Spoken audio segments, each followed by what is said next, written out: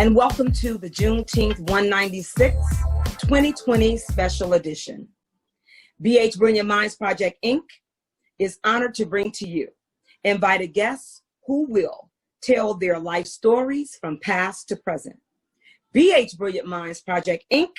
understands the importance of leaving a legacy behind after we're gone. We know that it is our responsibility in keeping our stories alive, creating opportunities for the voices of our communities to be heard and seen. The Juneteenth 196 2020 Special Edition will capture the essence of why we are to celebrate and honor the back and shoulders of our ancestors who we are standing on. Their faith, resilience, strength, blood, sweat, and tears are the building blocks for the generation to come. We are blowing into the winds of creation as we create and prepare the brilliant minds of the future towards excellence. And this evening we have Miss Almaz. Could you please introduce yourself and your business? Thank you, Miss B. Miss Barbara Howard. I'm glad to be here. My name is Almaz Yihdego, and my organization is Global Communication, Education, and Art. That's GCEA for short. Yeah, that's okay. Thank you. So, also, could you share your upbringing, your family, and your passion? Could you share with us about that? Sure. My upbringing, I'm an Eritrean. Came to the United States about 25 years ago. I came here when I was about 14. Yeah, so I am, came from really wonderful family who raised me with love and respect, showed me, who I am to be like who I am right now, So my father was a community leader who really was a role model in our home country. So. And where's your country? Eritrea. It's in East Africa. Oh, awesome. Eritrea. It's on the Horn of Africa, borders with Sudan, Egypt, Ethiopia, and Yemen. So that's in the Horn of Africa. Eritrea is where I am from. And yeah, that's my background. My family are a very good family who's been doing a lot of work in communities. My mom was very quiet, very beautiful mother who have raised many kids. We are 9, all of us, Wow. Yeah. How many brothers and how many sisters? Or is it all brothers and all sisters? We have 6 sisters and 3 brothers. Yeah, we're a big family, and my mom also lost kids when she was, on a birth or after a year or something. But yeah, my mom is a very good mom. She raised us really in a beautiful way to come out. All of us come out and be, independent leaders of the community, have a different profession. I'm so excited. I'm happy that my parents are, the way who they are, the way they raised me. I appreciate it. Because of them, I come out to be who I am today. So that's my. Was it the upbringing inside of the home? Was it we won't say strict because I say structured. So was it a lot of structure in the home, or how was it? With actually growing up and going to school. Tell us a little bit about that. Yeah, it was not really strict in our family because, kids in back home, are different. Not like Yeah. you know, here kids grow up differently. Back home, kids grow up differently. Here, kids grow up with the responsibility in back home, you know, with love and respect in your elders, your family, especially your mom and dad. So my father never, you know, put his hands on us unless we make a big mistake. You That's know, it. my mom was the same, but you know, I don't remember my father or my mom being very, very strict. But they're always disciplining us around the house all the time. Like, you know, we know what to do. Right. You know, but school was, school was good. School and back home is also different. It's not the same like here and back home school. I went to about like maybe 2-3 miles to go to school, walking. Wow. Yeah, you know, sometimes biking or walking. So, but we enjoy it. Like it's not really far for us because you know we come with a group together, boys and girls together, hang out. Like when you walk to home, you know, it's so much love. There's no, Yeah. you know, there's a lot of memory on that. So Mm-hmm. it was good.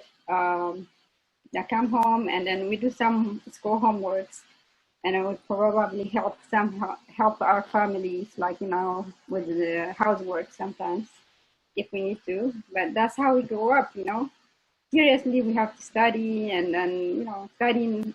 They always encourage studying, but the school system and back home is also like you know, each subject have different instructors that will make it like more better outcome because like you know when you take a maths class only maths teacher teaches maths class, science the same thing, English the same thing, like you know English we took it as a subject, but that's how it is structured in back home.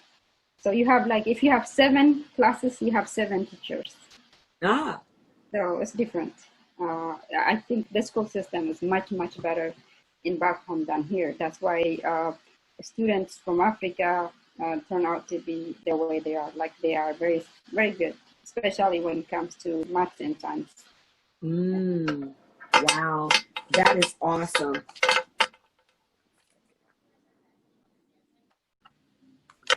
Go ahead. So the question was also asking you about your passion. What do you love to do? I love to hang out with friends, you know, go walking, hiking, yeah, party. The African party. gathering and getting together. Hey, Yeah, I know. I love partying. You me know. too. I love to party. That's why I love the Juneteenth, you know. Yeah. We miss We it. have, you know, we have a wonderful time out there Right, with right. being able to gather together, get all the information from each other. And it's about love. You know, it's really about a day of letting your hair down, get rid of all of the cares of the world, and just being tuned to yourself that day, being tuned to the family and friends, and just love on people. You know, that's what it is. It's about loving on people. And I am so grateful to you for the days before you come out. You help help us clean up. You help me set up. So, you know, that family gathering together with a purpose is so cool. And I just heard you say, being able to grow up with your brothers and sisters, it was you were enjoying them. You know, it's a total different atmosphere. It's a total different way that we communicate. And I think, unfortunately, our kids are missing that today. Right. You know, people are missing. Brother Ali just said it on the tap in the other day. It's love, and Brother Darren yesterday. You know, it's about the day before. It's about the love. You know, the love that you bring to your community and to your family. So, with that, the next question would be, why did you choose the profession you are in, or did your profession choose you? That's a great question to ask. I think I think the profession chose me. Yeah. Oh, must be like, the profession chose me, because when I come here in the United States first, I was just going to school because the school is also my passion. Right. I want to learn, I want to grow up, I want to know about everything. So that's why I've been in school all my life. I just stopped school when I start this organization. Ah. So school, after I went to school to be a health science major, computer science, and then I decided to, and then at the same time I was working in the hospital. So when I was working in the hospital, like I worked 10 years in the hospital, and I see the difference, like, how our community has been treated, like, Yeah. Black community especially, and also the care in the hospitals, especially it's like private hospitals, like the Sutter Health, and, people are being mistreated. It's the first thing that they check is like if you have insurance. It's not about you're human, you came to get the treatment, but like, you have insurance? Are you Black or white? Are you rich or poor? So that's I see that mistreatment in a way, and then I say, okay, it was a learning situation for me. It doesn't mean like there's a lot of good people at work. It was like my mothers and father, like the mothers. They treat me, they mentor me. They actually they really mentor me to be who I am, even at work. But when I started school, I changed my major when I went to the university, because when I applied, I was going to be health science, and then I met with my counselor, and then I say, okay, you know what, I need to change my major. And then I went to health science, from computer science to health science. And then after I finished my undergrad, and then I also see, like, I learn more. School makes you wiser. Yeah. You get a lot of information about what is going on, because we start writing, presentations, documents, like school works, that makes you wider and wider, because you do a lot of research to learn about everything. And then I see, like, there's a lot of mistreatments in this country. So that's why I choose to be like in public administration. So my field is public administration, public health, and public policy. So I graduated with that, and then further education, I was starting to be like to do PhD in public health the same way, but I didn't continue. Hopefully one day. Yeah. So that's what brought me to what I'm doing right now. Like, Yes. I see differences. I see mistreatments. I see discrimination. I see, people are not getting what they should have, So I see that. I came here, and then I am like a Black. I've been discriminated at work, in school. In school I've been discriminated. I had an A in class, and then a white man, he'll give me like a C. And then I asked him why, and then he said, "Oh, okay, I think Almaz, this is okay, No, it's not okay, That it happens a lot of discriminatory behavior everywhere you go. So that's why I say, you know what, this is not really right.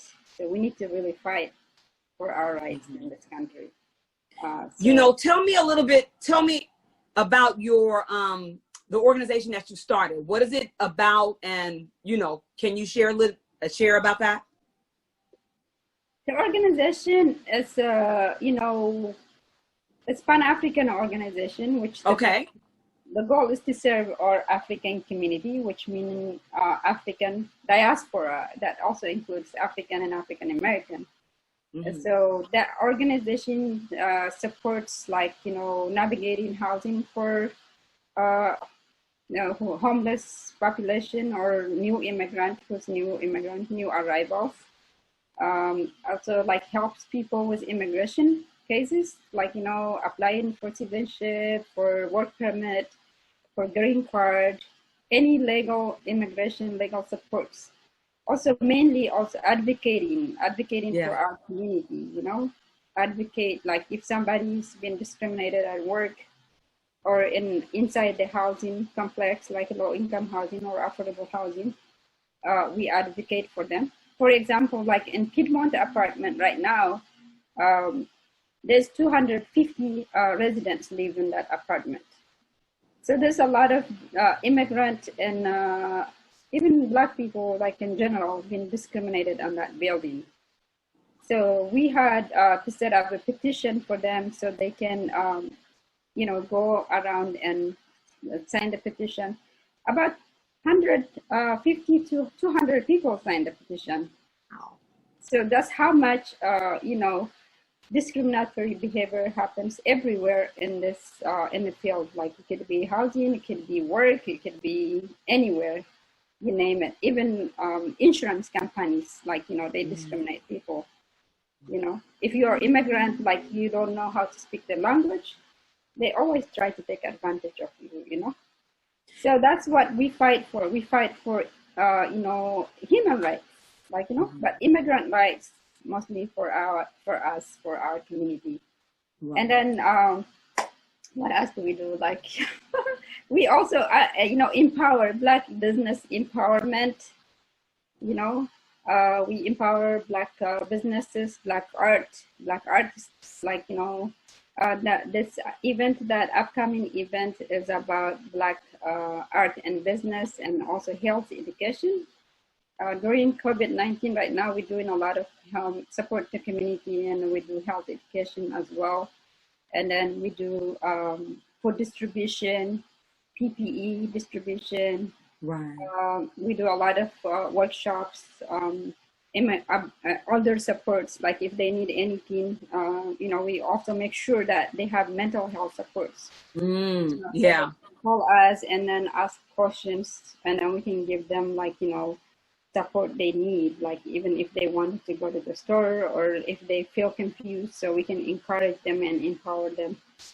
So that's the job that we do. It's a lot of workshops. It's very broad service. Also, the reason why we made it so broad service in education, healthcare, housing, employment, all this, and an art and education workshops, Black business empowerment, youth empowerment, and then also workforce development. All that is because the goal is to open African Resource Center that brings all the grassroots organizations together to house in one center. So the services can be also, centered on one place. That's why we do different services. So the goal is not, it's easy to focus on one service, but it's always. Well, you're giving them a wraparound services, because we need everything that you're saying. Food, clothes, shelter. You need the business. You need the family. You need everything. So I commend you on what you're doing. You broaden your horizons and doing all the work. And I know it takes a toll on you, and it's a lot to do. But however, we're walking in our purpose, and you are walking in your purpose, and you've been walking in your purpose. So what do you do for self-care? What are you doing for self-care? What are you doing to keep during COVID-19 and without COVID-19?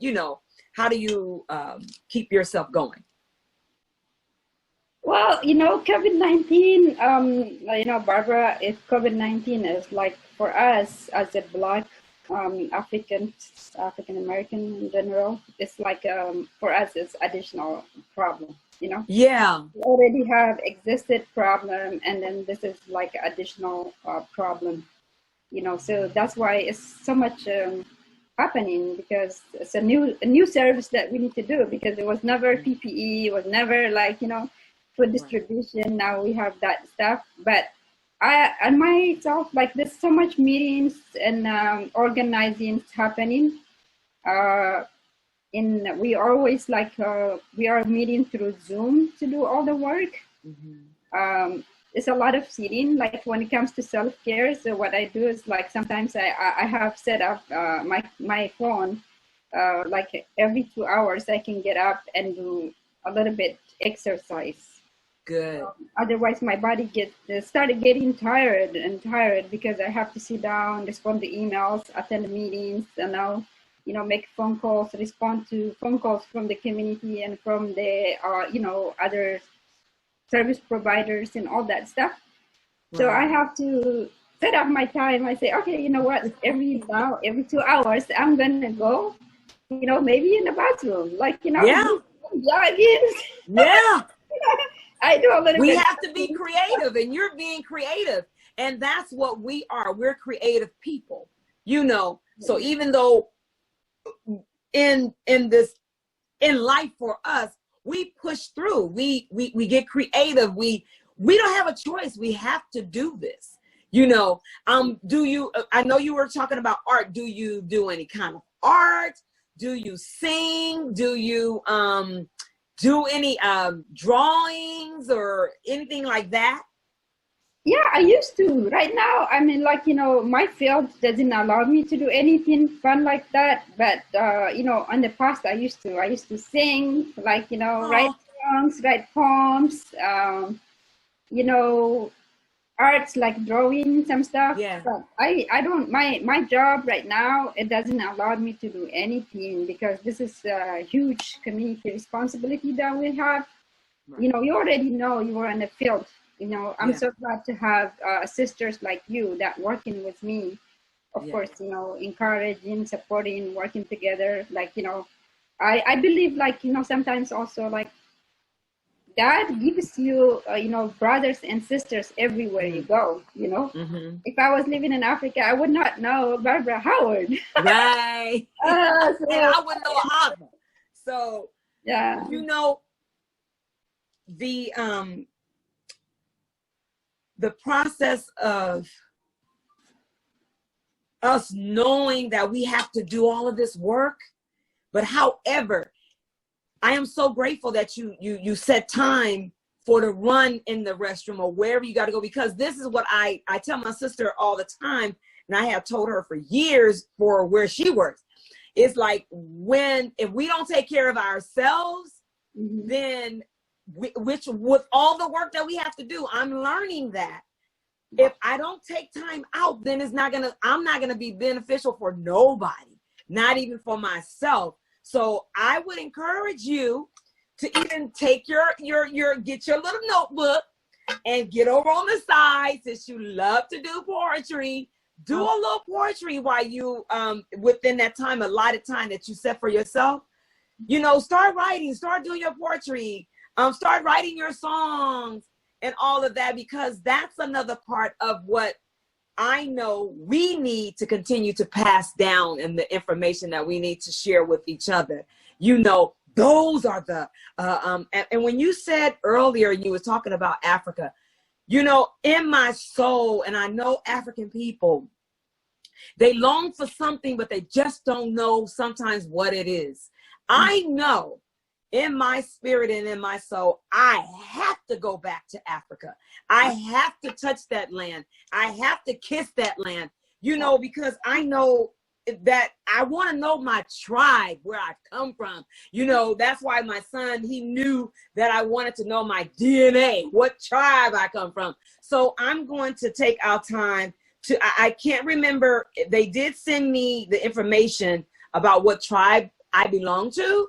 Well, not say what tribe, but what area that we're from. And I have to go back, and I want to do some research on that. You know, how many languages do you speak? Other languages? I speak 3 languages, 3 other languages. See, this is what I'm talking about. Oh my God, our kids need to learn other languages. Like my son, he knows, he speaks Spanish fluently. Mm-hmm. And of course he knows English, but he spoke a little Mandarin, a little, he was studying for German. He was like, oh mom, that's too. He's like, no, I'm not that one. But however, he knows a little Chinese, you know. So I commend you all on the other languages you speak. And I just love it when I hear it come from our people.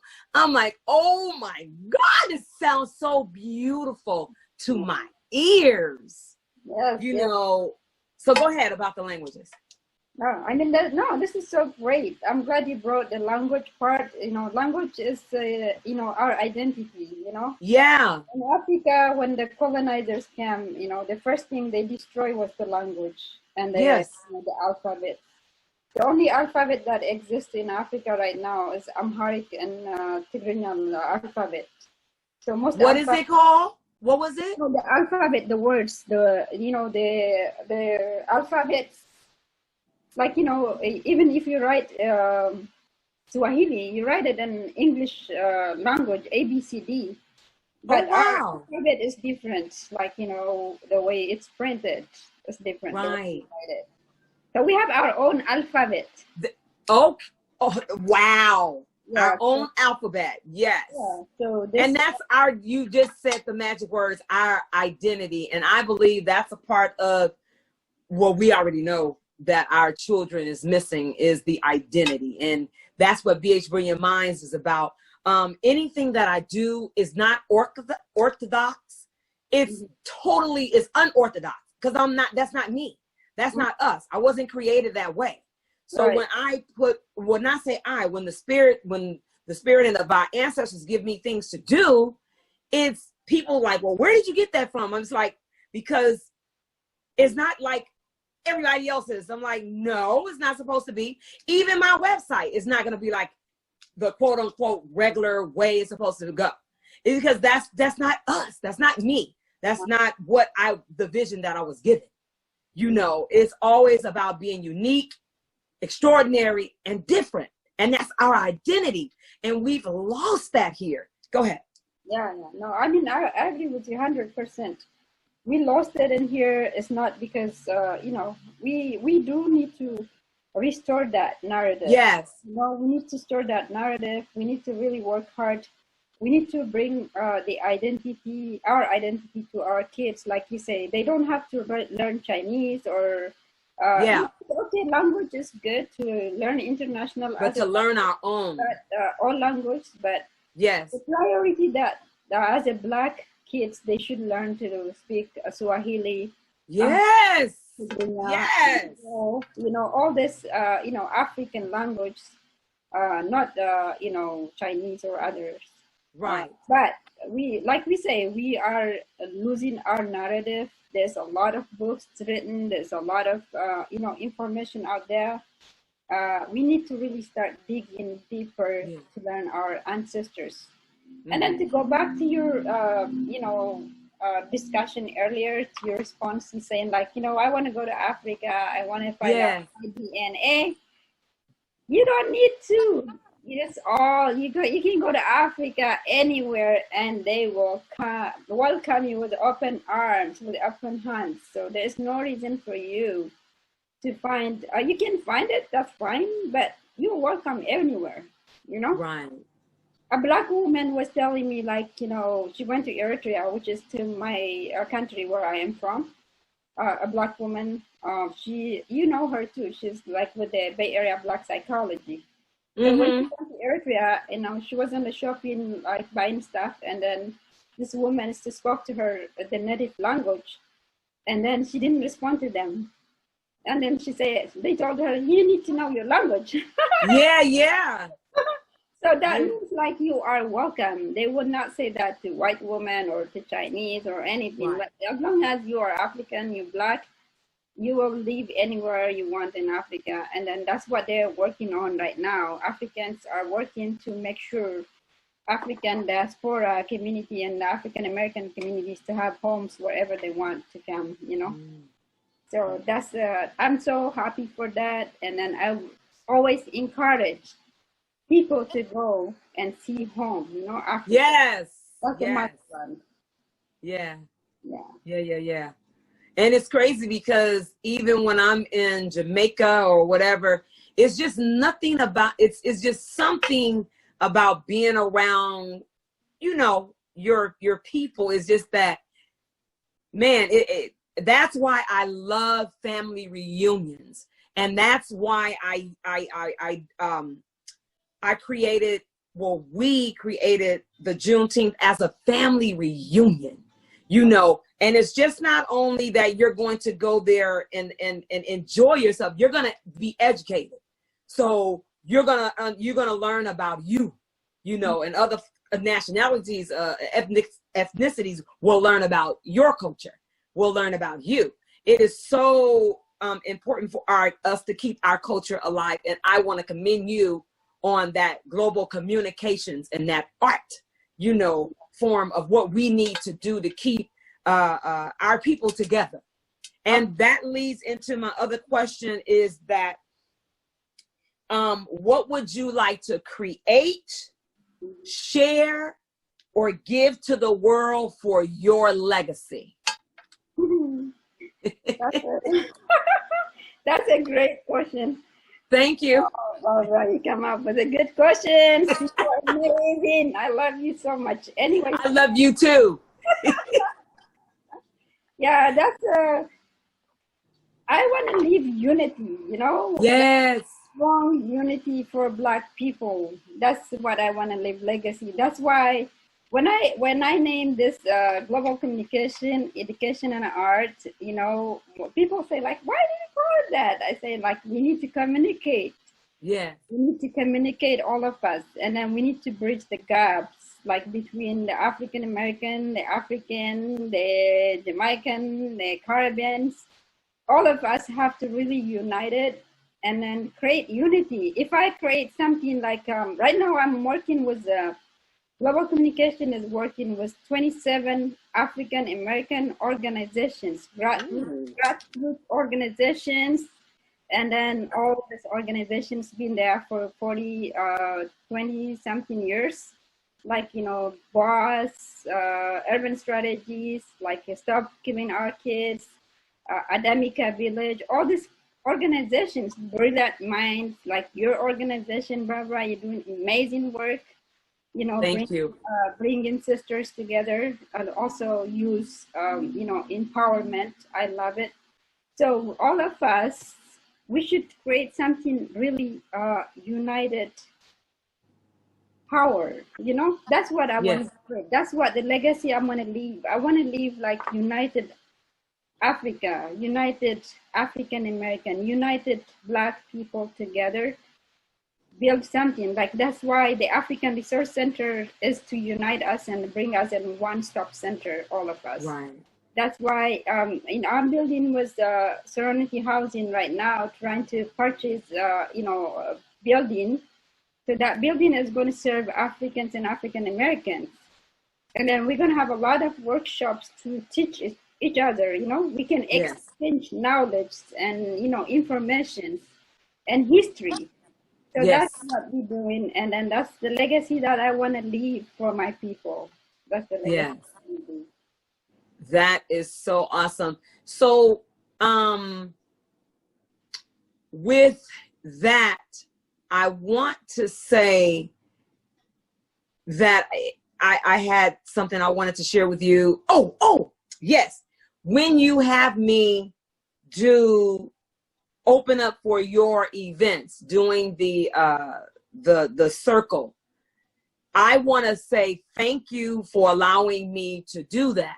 And we as African American people, Gigi spoke this, is that the way we normally open our events may not be like everybody else, and they have to be okay with how we do our stuff.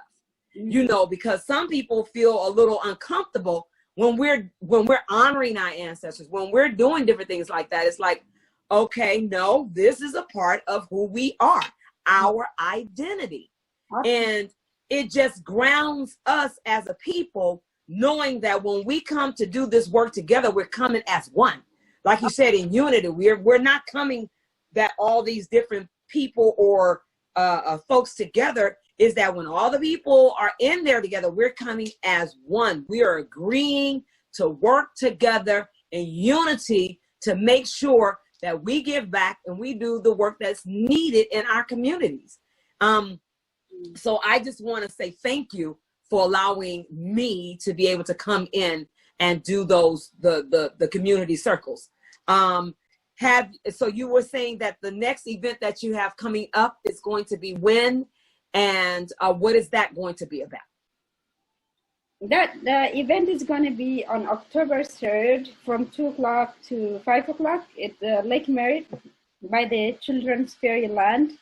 That's mainly also the same thing. As a Black people, we always honor who we are. We introduce our community with our music and our healing circle. Yes, that's what it is. The healing circle. Yes. Even yes. to do the work. Yes. Community, we always started with beautiful music and drumming and, arts and fashion. So that's what it's going to be. Mainly it's going to be a workshop for health education and also addressing the housing issues in our community. So we're going to have housing, portable housing display over there to show if people are living in the street, maybe that portable housing, we can create a space where people can live in that housing. It's very beautiful building that they created. So they're going to also, display it over there for people to see, but it's mainly going to be addressing issues that always been affecting us. So that's going to be, and to go back to your, to you, Barbara, what the circle healing and the opening the ground that you do is beautiful. It's beautiful. Not only myself, all this community, the African people that come to your circle in our events and our past events, they love it. They love it. They love it. Thank you. So, please continue that. We love you. We always wanted to see that grand opening, the grounding circle prayers for our ancestors. Yes. Remembering them, honoring them, wherever they are. They could be in Africa, they could be here. Our ancestors are everywhere. They always over us. So we always have to really respect that. And then I really commend you for doing that. I love it. We love it. So continue. Wow. Thank you so much. It's nothing like, so when I leave every day to connect myself to Africa and to other sisters and to our people, I wear a bracelet, the bangles. Right. And it's crazy because if I leave out of the house and I don't have it on, I feel it's like something's missing. So every day intentionally, I am intentional on making sure that I'm connecting to my sisters and to my ancestors when I leave or when I'm, whatever I'm doing, because they are speaking to me. They're telling me what to do. And in such a time as these, like it was in their time, they did what they had to do. And it's our time. This is the time when, because we're alive, we have to do what we're doing. It's crazy because people, it's sad when you see somebody just existing, just living and not knowing that in that there is a purpose. No matter what you're going through, no matter who you are, your life is significant. And that was why it was important for us to do this Juneteenth 96. And what the ancestors had gave to me was if you were to count the days after Juneteenth to December, it's 196 days because we couldn't do Juneteenth. And I felt so bad.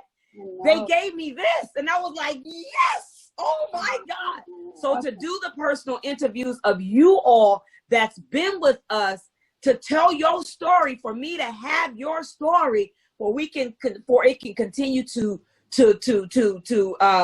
be heard and seen, I was so like, oh, if you just listen, they will tell you what to do.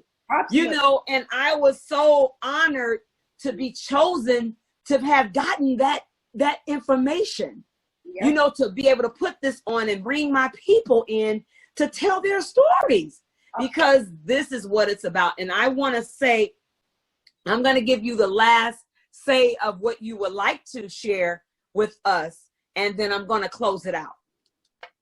Thank you, Ms. B. Thank you so much. I mean, the last thing I'm going to say is like, let's keep doing it. Let's keep doing what we're doing. And Yes. Like you say, also, like, we need to open our minds and our, you know, our hearts to our ancestors, to the spirit. Yeah. As long as we open and ask for what we should do, we will get it. Like you did. You did get it. You get the message. You're doing the Juneteenth. You didn't come up with that idea. It comes to you, you know? Yeah, it comes to you. It's amazing. Yeah. Go ahead. No, I mean, and then just like with you know, they gave you that message. If we just open our, like you said, open our hearts, open our spirits to hear the messages, you'll hear it. You know, you will definitely hear what you're supposed to be doing and how you're supposed to give back to our people and to this world. Because if we don't walk in our purpose, the world is missing something. You miss something that's significant in this world. So that's what we've been doing, is walking in our actual purpose. And I want to say in closing that B-H-Brilliant Minds Project Inc. will continue to invite everyone to join us in celebrating Juneteenth 196, a special 2020 edition. And our theme for this special edition was, we are the breath of our ancestors. We would never break. We are history shakers and makers. And this is an acknowledging that our Black culture, our Black minds, our Black breath, and our Black lives matter. And we are saying it loud because we are Black and proud. And we definitely want to thank our sponsor for allowing us to put this virtual celebration on. And it is the Winrose Fund of the Common Council Foundation that allowed us to do this. And you will be able to have folks view your interview on our website at www.bhbrilliantminds.org. www.bhbrilliantminds.org. And again, we want to say, as Ozma said, it's about unity. We're leaving them with unity, the story of unity. How do we continue to reunite together and ignite our people to make changes in this world for all of us? When we make the changes, it benefits everybody else. And Juneteenth 196 want to say, we thank you, we love you, and we appreciate you and your work.